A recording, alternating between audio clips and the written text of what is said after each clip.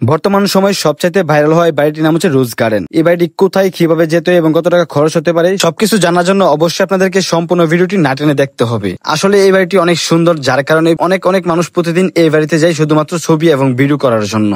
Television কি অবস্থা সবার? আমি এখন আছি কমলাপুর রেল স্টেশন। এখান থেকে আমাদের গন্তব্য হচ্ছে রোজ গার্ডেন যাওয়া, কিন্তু কিভাবে যাবো আমরা কেউই জানি না। তাই আমরা প্রথমে রিক্সা মামার সাথে কথা বলি, উনি জায়গাটা চিনতে পারছে, তার জন্য ওনার রিক্সা দিয়ে আমরা চলে যাচ্ছি। মাত্র 70 টাকা ভাড়া দিয়ে আমরা কমলাপুর স্টেশন থেকে চলে আসছি টিকাটলি রোজ গার্ডেনে। এখান থেকে মাত্র 30 টাকার টিকিট কেটে আমরা এবার ভিতরে প্রবেশ করবো। কিন্তু রাস্তার কাজ চলছে বলে আমরা 2 মিনিট হেঁটে আসছি রিক্সা থেকে নামার পরে, কারণ রিক্সা যাচ্ছিল না তার জন্য। এবার ভিতরে প্রবেশ করে যখন আমি এই বাড়িটার দিকে তাকাচ্ছিলাম, অনেক বেশি ভালো লাগছিল, কেননা বাড়িটা সত্যি অনেক বেশি সুন্দর ছিল। এটা অতদিন আমি ফেসবুকে দেখলেও আজকে নিজের চোখে সরাসরি দেখতে পারলাম। আর আমি সবসময় ঘুরে দেখার চেষ্টা করি সুন্দর সুন্দর সেই জায়গাগুলো। এই বাড়িটা একবারে সম্পূর্ণ হোয়াইট কালার, যার কারণে দেখার মাঝে অন্যরকম একটা ফিলিংস পাওয়া যায়, মনে হচ্ছিল ইউরোপের কোনো একটা বাড়ি। এই বাড়িটির আশেপাশে দেখার মতো কিছু নেই, শুধু এই বাড়িটি মাত্র।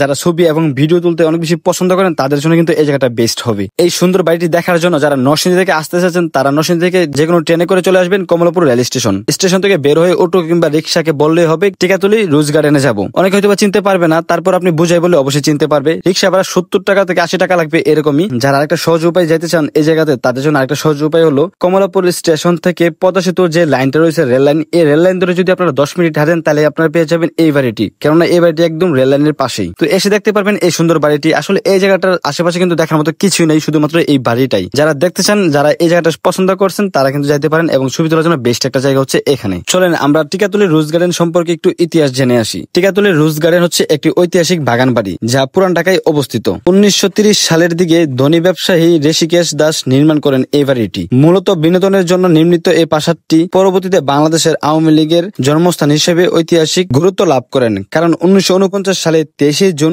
এখানে দলটি গঠিত হয়। রোজ গার্ডেনের আয়তন হচ্ছে 22 বিঘা জমির উপর এটি অবস্থিত। মোট আয়তন হচ্ছে 7000 বর্গ ফুট, উচ্চতায় 45 ফুট। এই বাড়ির ভিতরে রয়েছে পুরাতন আসবাবপত্র, যেগুলো আপনারা দেখতে পাচ্ছেন। সত্যি কথা বলতে হলে বাড়িটি হয়তো বা নতুন করে রং করা হয়েছে, এত সুন্দরভাবে রং করছে যে যার কারণে বর্তমান সময়ে অনেক বেশি সোশ্যাল মিডিয়াতে অনেক বেশি ভাইরাল হয়ে যায় এই বাড়িটি। প্রতিদিন বিকাল হলে এখানে অনেক মানুষ আসে, যার কারণে আমরা গেছিলাম সকালবেলার দিকে। সকালবেলা যাওয়ার পরে দেখলাম যে অনেক মানুষ এখানে, যার কারণে আমরা ভালোভাবে ফুটেজ নিতে পারিনি বা ছবিও তুলতে পারিনি। যাই হোক না কেন, আজকের ভিডিও যদি আপনার কাছে ভালো লাগে থাকে অবশ্যই কিন্তু লাইক, কমেন্ট, শেয়ার এবং পেজটাকে ফলো করতে কখনোই ভুলবেন না। এই ভিডিওর কমেন্ট বক্সে আপনি জানিয়ে যান আপনার পছন্দের জায়গা এবং একটি ব্লগ বানিয়ে আপনাদের সবাইকে দেখার সুযোগ করে দেবো। আমি সবসময় ঘুরতে পছন্দ করি, এটা হয়তো বা অনেকেই জানেন। এই জায়গাটাতে আসার পরেও বেশ ভালোই লাগছিল, কেননা এখানে আসার পরে প্রচন্ড পরিমাণ গরম থাকার কারণে আমরা ভালো করে ফুটেজ নিতে পারছি না। আর যে জায়গাতে ফুটেজ নিবো বা একটা ছবি তুলবো, এখানে মানুষ এসে দাঁড়ায় যায়, যার কারণে তেমন ভাবে ফুটেজ গুলো নিতে না পারলেও যথেষ্ট পরিমাণ চেষ্টা করছি আপনাদেরকে তুলে ধরার জন্য। কিন্তু আপনারা যদি ঢাকাতে আসেন, কোনো কাজ শেষ হয়ে গেলে চাইলে একটু ঘুরে যেতে পারেন এই জায়গাটা। তবে এই জায়গাটা কিন্তু ফটোশুট করার লেগে পারফেক্ট একটা জায়গা। দেখতে এতটাই সুন্দর লাগছিল যে অনেকগুলো ছবি তোলার ইচ্ছা থাকলেও আমি শরম লজ্জার কারণে বলতে পারিনি বা একটু জায়গা দেন একটা ছবি তুলি। বিশেষ করে মেয়েরা এক জায়গাতে বসে ছবি তোলা শুরু করলে এখান থেকে লড়েই না, যার কারণে আমরা তেমন একটা ছবি না তুলতে পারলেও দূর থেকে কিছুটা ছবি তুলি। তোলার পরে কিন্তু আমরা এখান থেকে বের হয়ে যাই। বের হওয়ার পরে আমরা রেল লাইন দেখতে পারি, আর সেই রেল লাইন ধরে হাঁটতে হাঁটতে চলে এসে পড়ি কমলাপুর রেল স্টেশন। তাই আপনারা যদি আমাদের মতো টাকা বাঁচাতে চান, তাহলে কিন্তু অবশ্যই এই পথ অবলম্বন করতে পারেন। ভিডিওটি যদি ভালো লাগে থাকে লাইক, কমেন্ট, শেয়ার এবং পেজটাকে ফলো করে আমার পাশে থাকুন। দেখা হবে নতুন কোনো ভিডিওতে আপনাদের সবার সাথে।